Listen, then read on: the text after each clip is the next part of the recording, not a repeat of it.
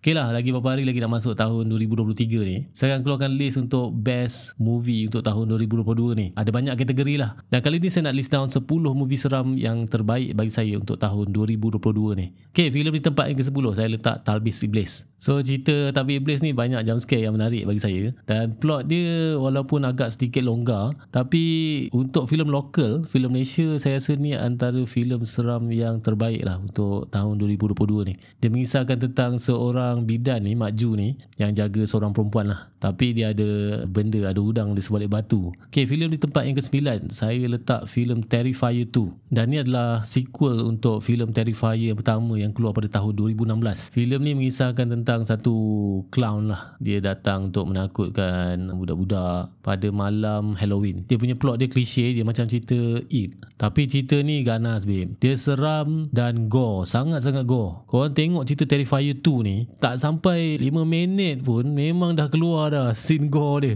Tak menyempat-nyempat nak tunjuk dia punya scene gore dia tu. Dan cerita di tempat yang ke-8, Barbarian.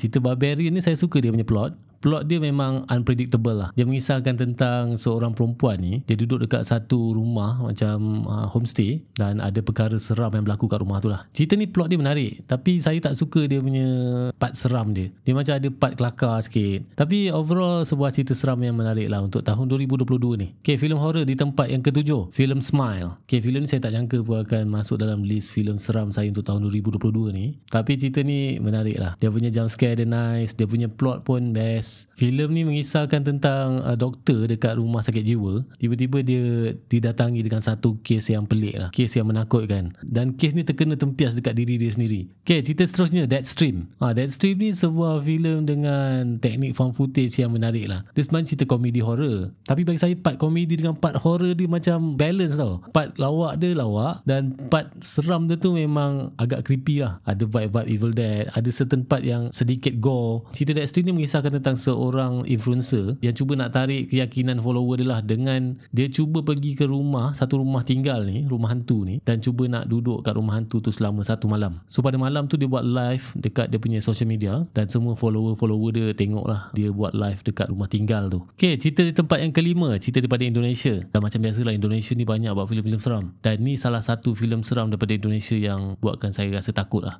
Filem di tempat ke-5 ni saya letak filem Ivana. Filem ni mengisahkan tentang seorang perempuan yang dia sebenarnya macam rabun, tapi dia boleh nampak benda yang orang lain tak nampak. So perempuan ni dia nampak benda yang menakutkan lah. Dan cerita Ivana ni banyak scene-scene jump scare dan seram yang bagi saya agak menakutkan juga. Okay, filem di tempat keempat adalah filem daripada Malaysia. Filem India daripada Malaysia. Filem yang korang boleh tonton dekat Netflix. Filem yang bertajuk Puchandi. So cerita ni mengisahkan tentang seorang penulis yang nak cari cerita untuk dia punya section dalam magazine. Dia nak cari cerita paranormal lah, cerita-cerita seram ni. Dan penulis ni pun dia cuba cari sumber untuk dimasukkan dalam artikel dia. Dan dia jumpa seseorang, dan orang tu dia jemput roh yang menakutkan. Okay, cerita seram di tempat yang ketiga adalah cerita yang bertajuk Black Phone. Okay, cerita ni ada visual, ada mood yang buatkan saya rasa tertarik lah. Dia mengisahkan tentang seorang budak lelaki ni, dia duduk dekat satu bilik ni, kena tahan. So dia kena tahan dengan seorang lelaki pakai mask lah. Tapi yang menariknya, bila ada telefon dekat bilik tu, tiba-tiba berdering. Dan yang peliknya, telefon tu tak bersambung pun. Dan yang lagi menarik, disebabkan panggilan yang budak tu terima adalah panggilan daripada mangsa yang pernah dibunuh sebelum ni. Dan cerita Black Phone ni adalah sebuah filem seram yang memang korang kena tonton. Sebuah filem seram yang menarik untuk tahun 2022 ni. Saya suka dia punya plot, saya suka dia punya lakonan, memang best lah. Okay, cerita di tempat yang kedua adalah cerita daripada Indonesia, Pengabdi Setan 2 Kominian. Cerita ni sebenarnya saya tak suka sangat dia punya plot. Saya tak tahu, plot dia mungkin macam macam tak ada hala tuju lah.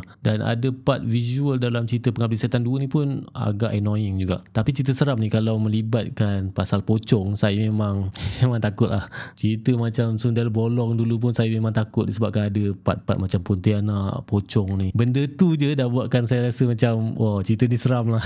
Dan Pengabdi Setan 2 Kominian ni, walaupun saya tak suka dia punya plot, tapi dia masih filem seram yang bagi saya sangat-sangat menyeramkan. Okay, filem tempat pertama untuk filem seram tahun 2022 ni saya letak filem Kodrat. Filem Kodrat ni dia macam ada balance between plot dengan seram. Dia nak kata terlalu seram macam cerita Pengabdi Setan tu tak adalah. Tapi ada part jump scare, part seram dia tu saya rasa macam just nice. Ditambah pula dengan ada ada part action dan sudut visual dia pun memang padu. Dan saya sangat enjoy lah tengok cerita Kodrat ni. Saya tak tahu kenapa, tapi mungkin sebab masa saya tengok cerita Kodrat ni saya seorang dalam wayang, mungkin dia bagi impact lebih sikit. So apa pendapat korang tentang list filem seram terbaik saya untuk tahun 2022 ni? Cuba korang list down pula filem seram yang korang rasa terbaik untuk tahun 2022 ni. Komen kat bawah tau. Fuh, nyaman.